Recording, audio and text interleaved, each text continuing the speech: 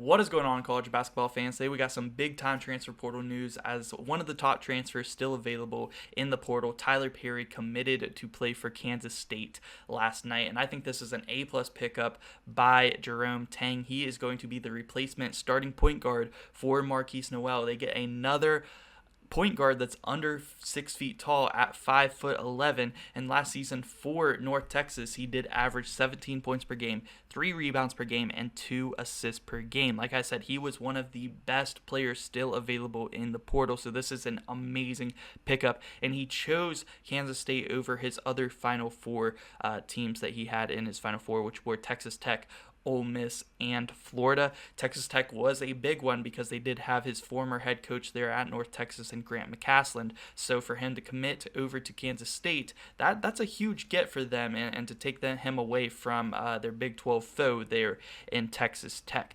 And the big question here is he going to be able to handle that Marquise Noel production in a stacked Big 12 conference that has a lot of really good elite guards? I think so, at least in the scoring aspect. I think he is going to be able to replace Marquise Noel's production, but is he going to be able to be that dynamic elite playmaker that Marquise Noel was? Because Marquise Noel was the best passer in college basketball last season. I don't think he's going to be that dynamic passer. I do think that he is going to up his playmaking from 2 assists per game to maybe around 4.5-ish, because he does have an offseason to work with Jerome Tang. But I think a big time playmaker on this Kansas State team next season is actually going to be the starting shooting guard, Cam Carter. I feel like Jerome Tang is really going to work with Cam Carter to have a huge role on this team next year and take a big step up. So that would be my prediction there, and that gets into the potential starting 5, because it actually surprised me when I found out this is Kansas State's first transfer portal pickup this offseason, because they have been in on trying to get so many guys. This is the first one that they actually got. But I do think there is more to come, because even though their starting 5 is turning out, as I did research for this video, I found out Kansas State is actually returning quite a bit of their key players, but it is the bench that I am worried about on this Kansas State team, so that is why I think they are not done in the transfer portal just yet. So let's get into their potential starting 5. At point guard, of course, they have Tylor Perry. They just picked him up out of the portal. That would be a huge player for this team. At the shooting guard position, I talked about it already, they have Cam Carter. I think Cam Carter is going to have a big time role on this team next season, a lot bigger than he did have last year coming off the bench. And then at the small forward position, we do have Keontae Johnson. That's right, Keontae Johnson has that Perry Ellis extra year of eligibility, senior citizen eligibility, and he does have the option to return. He is testing the NBA draft waters, but he does maintain his final year of eligibility if he does want to return to Kansas State for one more year. And at this point, I'm thinking that he does take that extra year of eligibility and return to Kansas State next season. At the power forward position, I do have David, I'm probably going to butcher his last name, Nagusan. I think that he was actually an underrated player on this Kansas State basketball team last season. I think that he is another player like Cam Carter who is going to have a much bigger role on this team next season. He is a guy who is 6'9", and he can shoot the 3 ball. That is very valuable to have on a team in the Big 12 and just in college basketball in general. It's really good to have stretch forwards on your team. At the center position, they are returning their starting center from last year, Naquan Tomlin. I think Naquan Tomlin could be another player like Cam Carter that I think could have an increased role in this team next season. I think that he could be potentially a top 5 center in the Big 12 conference, and the Big 12 is not a conference that is known for having really good bigs. They have a lot of elite guard play, and they are the best conference in college basketball, but there's not a ton of really good centers in the Big 12. There are some teams that have picked up really good centers over the offseason, like West Virginia with Jesse Edwards,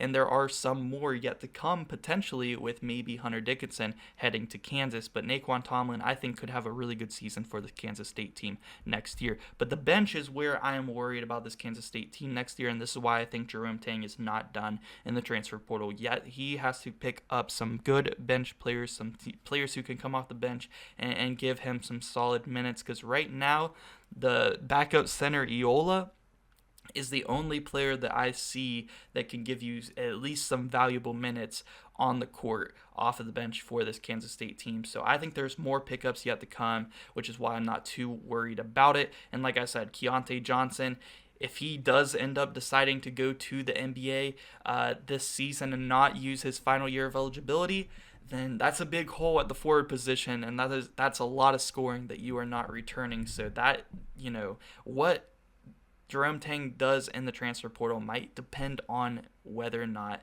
Keontae Johnson decides to go to the NBA. But I do think Keontae Johnson will be back, and I just think they need to fill out this bench a little bit more, because if they want to compete in the Big 12 once again next season, now I think that this roster with a few more bench players is definitely going to be a NCAA tournament team next season, just because I do think Keontae Johnson and Tylor Perry, they're going to be that dynamic duo, and then you're returning a lot. Cam Carter, Naquan Tomlin, which I think are both going to improve based on last year.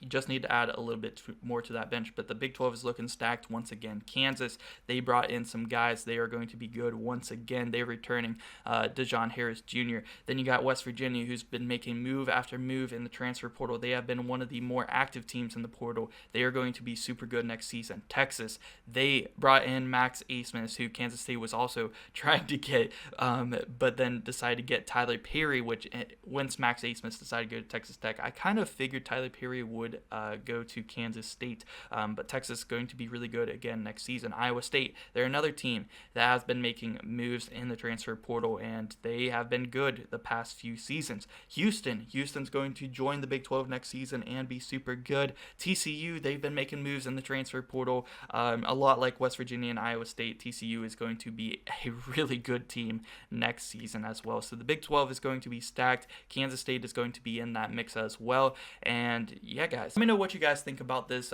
pickup by Kansas State. I think it's an A+ pickup. I mean, anytime you can get a top 5 player in the transfer portal, it is going to be a big deal, and Tylor Perry is that for sure. He is an absolute stud. Can't wait to see him play in the Big 12. There are so many good elite guards in the Big 12 conference now. College basketball season needs to get here already. I'm already excited, and it is the beginning of May. But yeah, that is going to do it for this video. Make sure you guys subscribe for more college basketball content. And yeah, guys, thank you so much for watching.